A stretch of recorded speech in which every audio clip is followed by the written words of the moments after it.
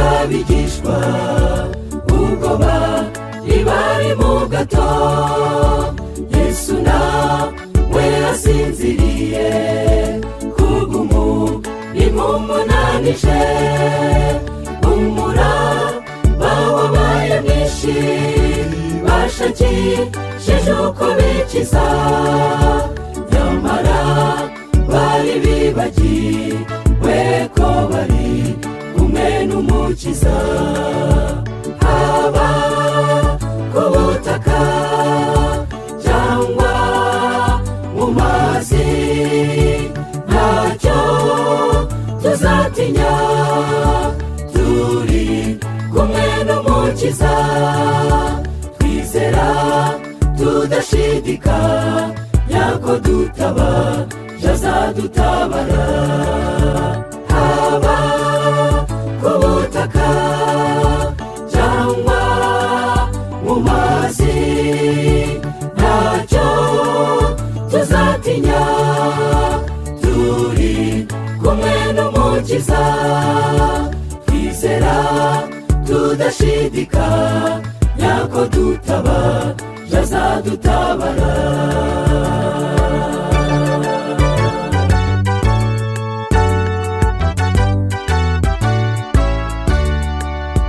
Urusaku bari bafite wahise rukangura Yesu, abareba n'urukundo n'impuhwe, imitima yabo imugarukaho, ubwo bibutse kumutakira, bati dutabare turapfuye, nta nari nyagutabaza mu ko kutazigera gusubizwa.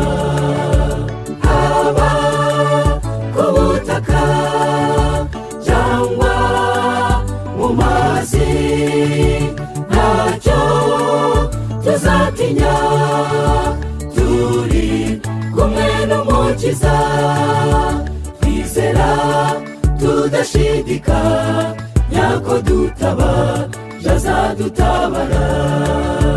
Haba ku butaka cyangwa mu mazi, ntacyo tuzatinya, turi kumwe n'umukiza, twizera tudashidikanya ko dutabaje azadutabara.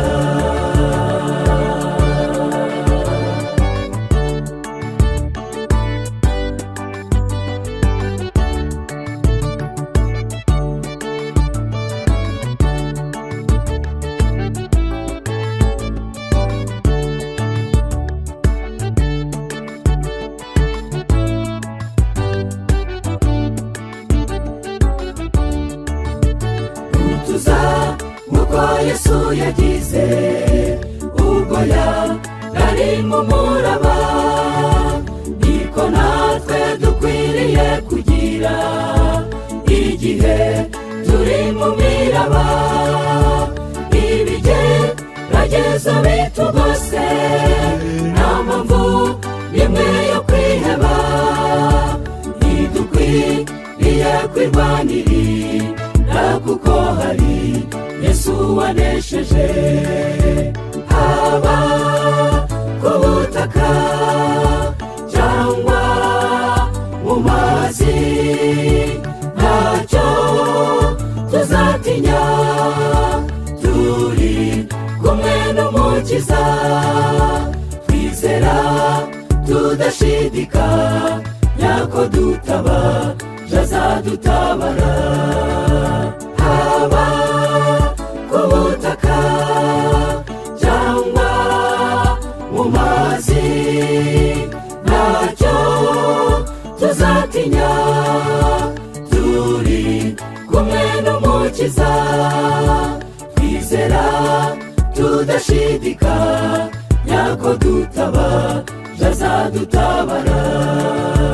Haba ku butaka cyangwa mu mazi, ntacyo tuzatinya, turi umukiza twizera tudashidikanya ko dutaba azadutabara.